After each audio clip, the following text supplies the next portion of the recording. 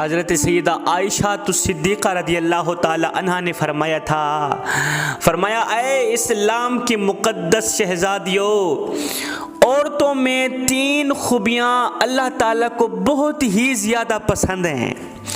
لڑکیوں میں 3 خوبیاں اللہ تعالیٰ کو بہت ہی زیادہ پسند ہیں۔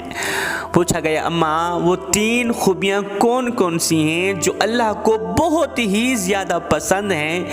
تو حضرت سیدہ عائشہ صدیقہ رضی اللہ تعالی عنہا نے فرمایا پہلی خوبی پردہ ایک ایسی خوبی ہے جو کہ اللہ تعالیٰ کو بہت زیادہ پسند ہے۔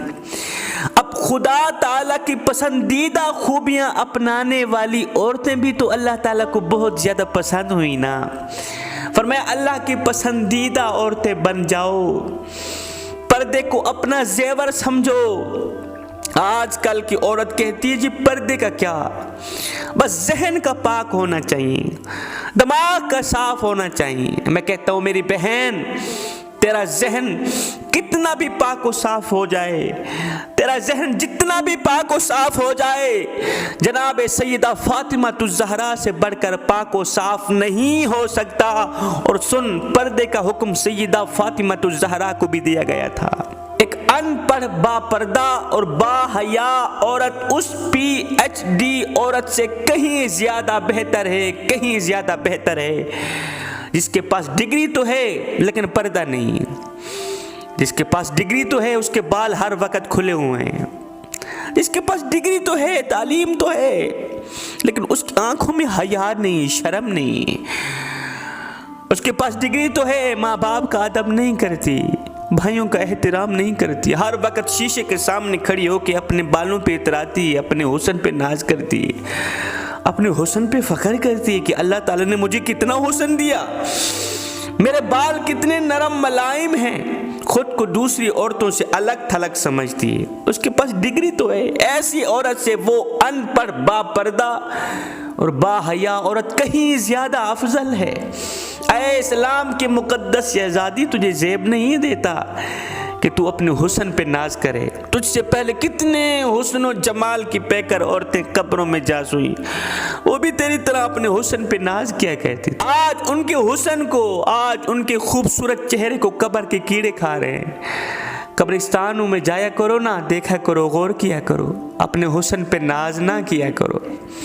ہمارے ہاں تو الٹی گنگا بہ رہی ہے، ہمارے گھر فوتگی ہو جائے، اللہ نہ کرے کوئی بیٹا فوت ہو جائے، بہن فوت ہو جائے، بھائی فوت ہو جائے یا باپ فوت ہو جائے، تو جدائی کا غم ہر چیز پہ مسلط ہو جاتا ہے۔ وہ نماز پر بھی مسلط، وہ پردے پر بھی مسلط، ہر چیز پہ مسلط ہو جاتا ہے۔ یہ غم ہر چیز پہ مسلط ہو جاتا ہے۔ عورتوں کو اپنے پردے کا خیال نہیں رہتا، بوڑھے باپ کو نماز کا پتہ نہیں رہتا، وقت کا پتہ نہیں رہتا، ظہر کا وقت ہے، عصر مغرب عشاء کا وقت ہے۔ لیکن سنو، صحابہ کرام کے دور میں جب کوئی فوتگی ہو جاتی تھی، یہ جدائی کا غم ہر چیز پہ مسلط ہو جاتا تھا، لیکن پردے پہ مسلط نہیں ہوتا تھا۔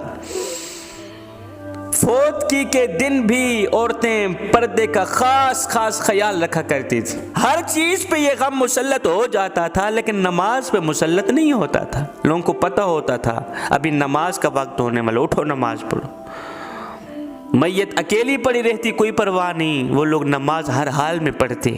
اسلام کی مقدس شہزادی تھی، اس کا ایک ہی بیٹا تھا جو جنگ کے دوران شہید ہو گیا، اللہ کو پیارا ہو گیا، ایک ہی بیٹا تھا، نوجوان بیٹا تھا۔ اب یہ عورت میرے نبی کی خدمت میں اس طرح حاضر ہوئی، سر سے لے کر پیروں تک پردے سے ڈھمپی ہوئی، کپڑے سے ڈھپی ہوئی۔ صحابہ نے دیکھ کر حیران رہ گئے کہ اس کا نوجوان بیٹا فوت ہو گیا ہے۔ جدائی کا غم تو ہر چیز پہ مسلط ہو جاتا ہے، پردے پر بھی مسلط ہو جاتا ہے، لیکن کس طرح کی خاتون ہے، اس نے سر سے لے کر پیروں تک پردہ کیا ہوا ہے، اسے ابھی بھی پردے کا خیال ہے، اتنا غم چڑھا ہوا ہے اس کے اوپر۔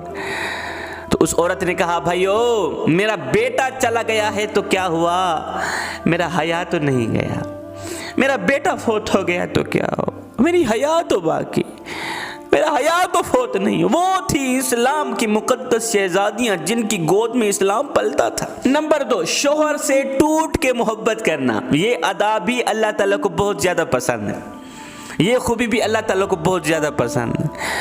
جو عورت شوہر سے ٹوٹ کے محبت کرتی ہے۔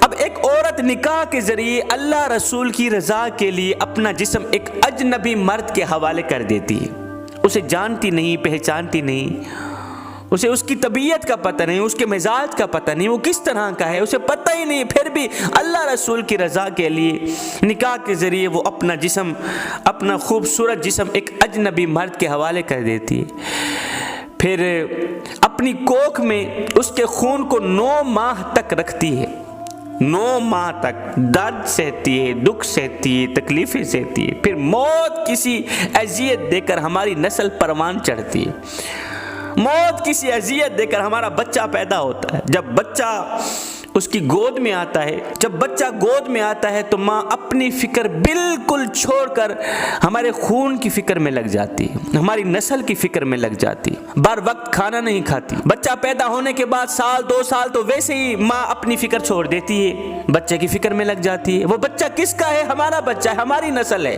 جب بچہ جوان ہوگا، وہ کوئی اچھا کردار کرے گا، اچھی خدمات سر انجام دے گا، تو کوئی یہ نہیں کہے گا کہ فلاں ماں کا بیٹا ہے، یہ کہے گا فلاں باپ کا بیٹا ہے، کوئی ماں کا نام نہیں لیتا۔ اس کا مطلب کہ وہ ہم پر احسان کر رہی ہے، ہماری نسل پروان چڑھا رہی ہے۔ تو 2 سال وہ اپنی فکر سے ہاتھ دھو بیٹھتی ہے، ہمارے بچے کی فکر میں لگ جاتی ہے، تو پھر اس کے چہرے پر جھریاں سی پڑنے لگ جاتی ہیں، اس کے جسم پر جھریاں سی پڑنے لگ جاتی ہیں۔ جب جھریاں پڑتی ہے تو ہم یہ کہہ کر ٹھکرا دیتے ہیں کہ عورت مرد کی جُتی ہوتی ہے، عورت مرد کے پاؤں کی جُتی ہوتی ہے۔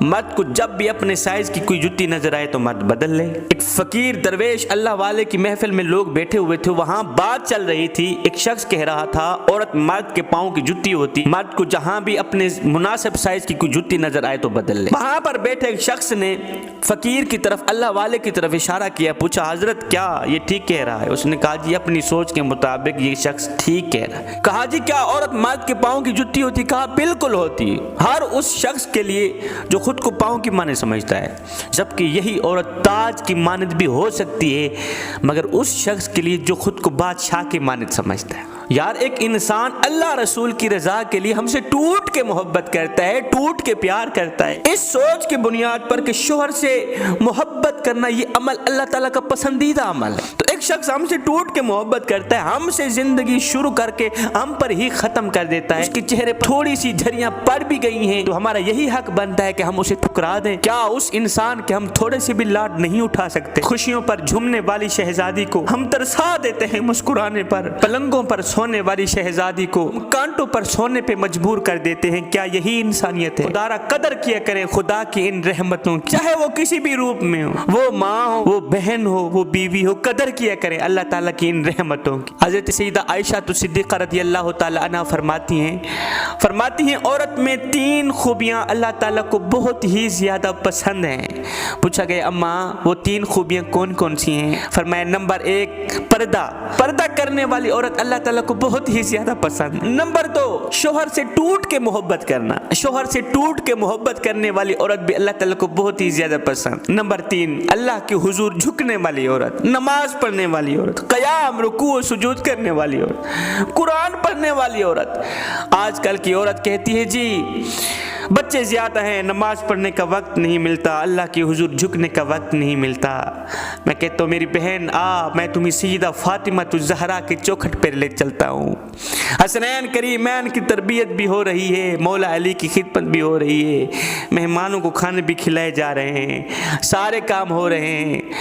جب رات ہوتی ہے تو سارے دن کی تھکی سیدہ فاطمہ الزہرا سونے کے لیے بستر نہیں بچھاتی بلکہ وضو کر کے مصلی بچھا کے اللہ کی حضور کھڑی ہو جاتی ہے، قیام کرتی ہے، رکوع کرتی ہے، جب سجدے پہ جاتی ہے ایک سجدہ کرتی ہے، دوسرا سجدہ پورا نہیں ہوتا، صبح ہو جاتی ہے، رو کر کہتی ہے او میرے کریم رب تیری راتیں اتنی چھوٹی ہو گئی ہیں کہ تیری بندی کا ذوق بندگی بھی پورا نہیں ہوتا، میں ایک سجدہ کرتی ہوں دوسرا سجدہ کرتی نہیں، فجر ہو جاتی ہے، او میرے مالک ایک رات تو اتنی بڑی بنا دے کہ تیرے محمد کی بیٹی رج رج کے تجھے سجدہ تو کر سکے۔